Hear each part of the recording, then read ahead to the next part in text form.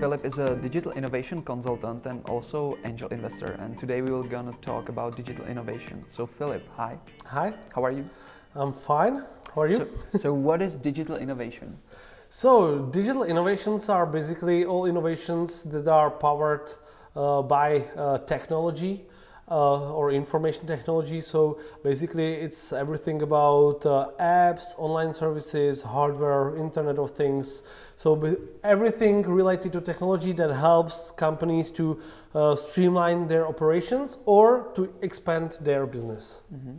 So for a couple of years we can see this boom of digital innovation around us, and I feel like Europe is awakened with that. So how do you see that? So it's in all countries in Europe, this like we want to innovate, we want to have a digital innovation. Yeah, I think so. Like it comes with the globalization that you know, the like information are available for everybody. So people know what's going on in the world. It's clear that United States are still number one, and there are some other countries that are pretty forward, like Israel or Estonia, and so on. But I think like you can find subjects, mostly businesses, that are pretty aware of these innovations, and they do pretty good business just thanks to these kind of innovations.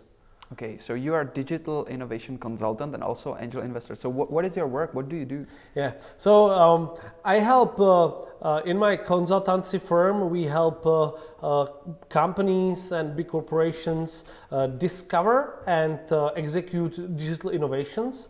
That means that we provide them with information about new startups, new technology, new innovations related to their business.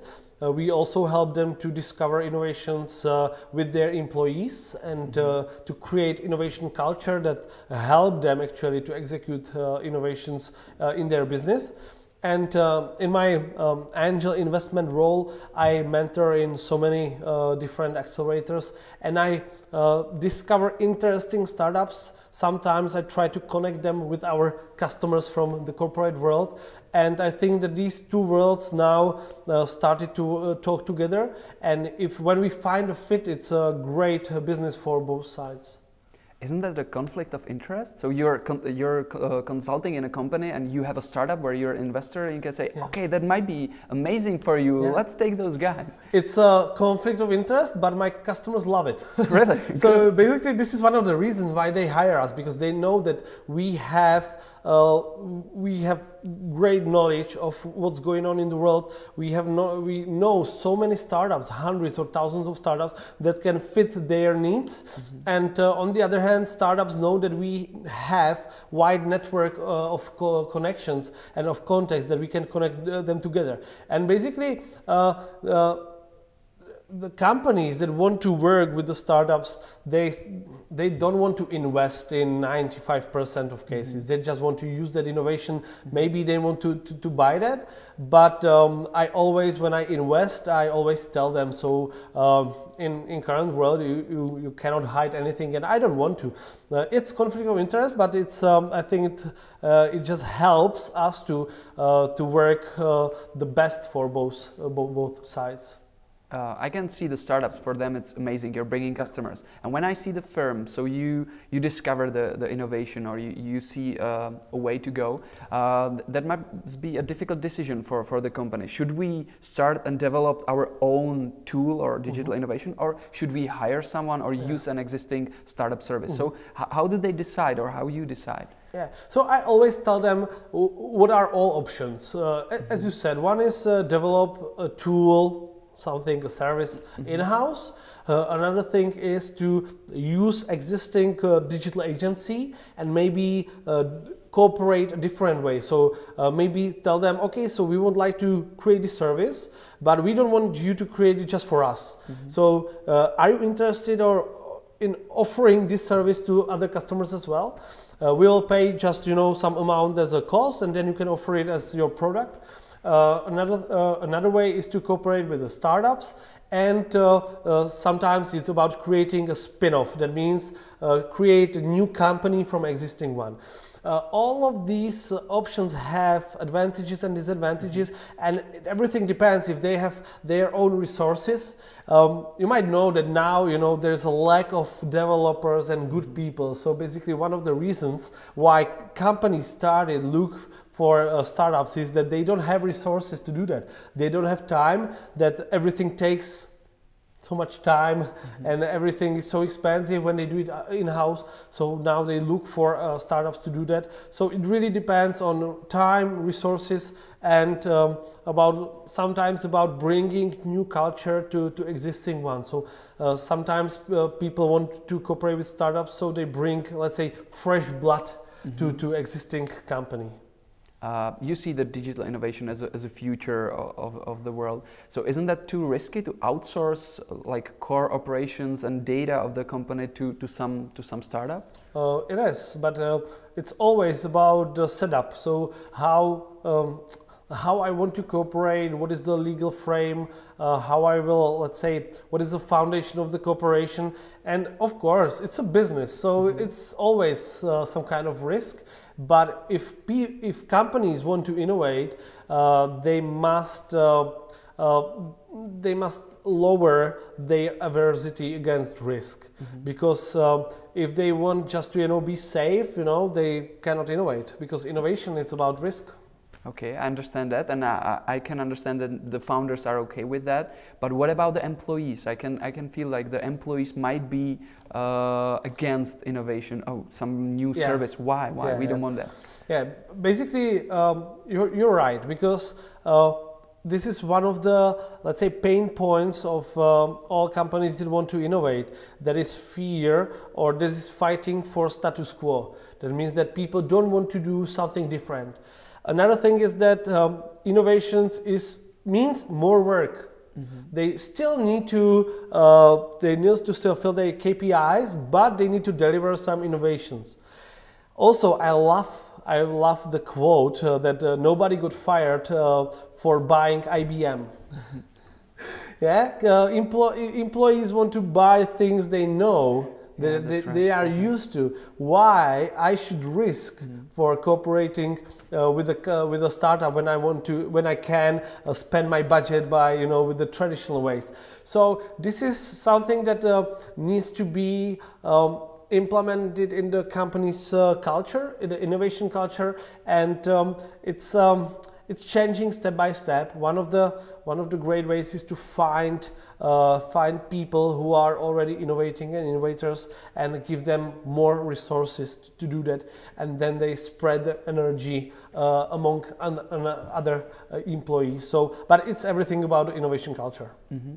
To get a more detailed description, can you share a story of one case that you worked through that was very good done? So we see the steps that you undergone with your clients and what is the end product of that? Okay, so one of the projects I really enjoyed is Ideathon and Hackathon, basically internal innovation program for one of the biggest insurance companies in the Czech Republic.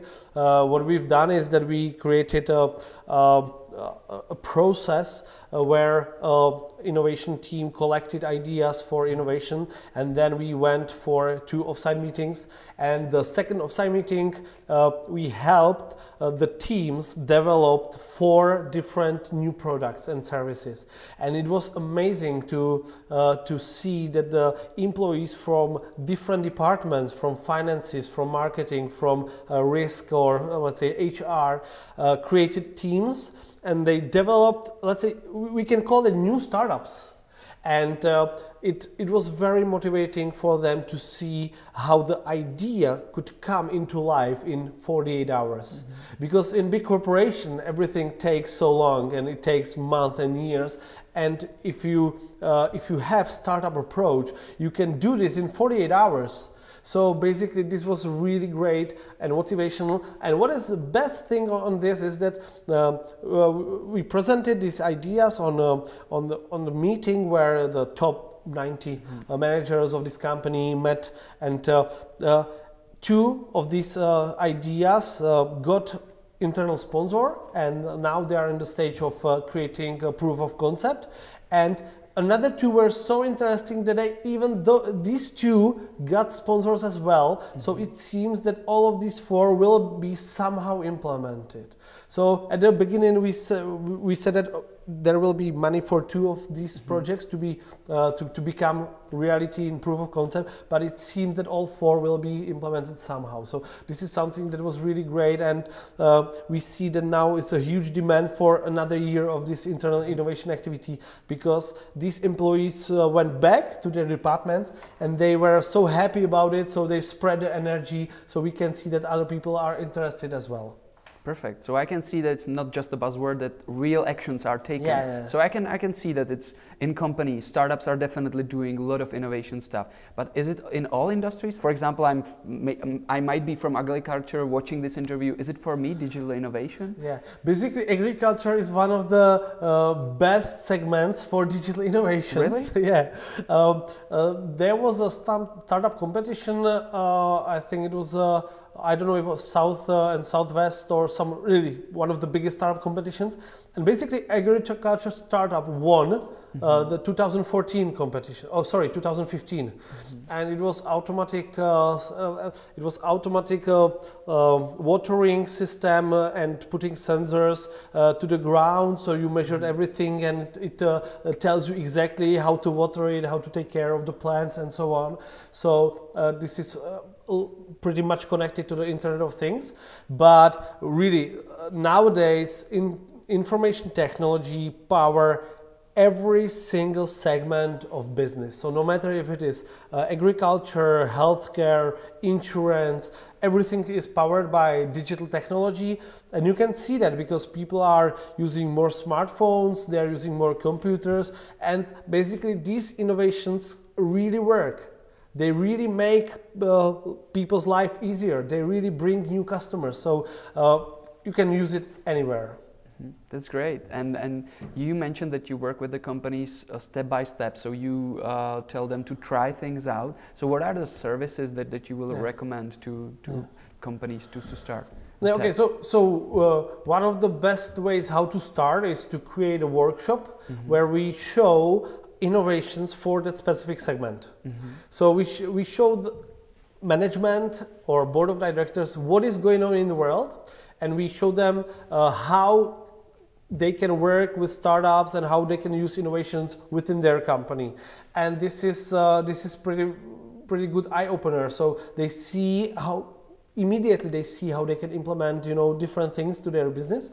Then it's about creating a good innovation strategy. And also it's one of the services that is very popular is information service, where we regularly send employees information about new innovations in the segment and about marketing innovation, operations innovations, and so the employees know what is going on in the world, and they sometimes bring their own innovation just because they are inspired of this. So basically it's all about information, and I think companies should try everything. Cool. So you mentioned you gathered all this information, you're sending them, you're in this. So what are the future trends? Can you tell me some insight? So one of the trends that even big companies should focus on is to use useful applications, apps and online services, even they have so many rules against security and their IT, forbids everything. They should look on startups, what kind of tools they use, why they are so productive, how they measure productivity, how they communicate in teams. So, and they should implement these tools within their business. That's clear. Another thing is to work with the data. So collect all the data that are in the company from internal systems, from marketing campaigns, and put them to one place.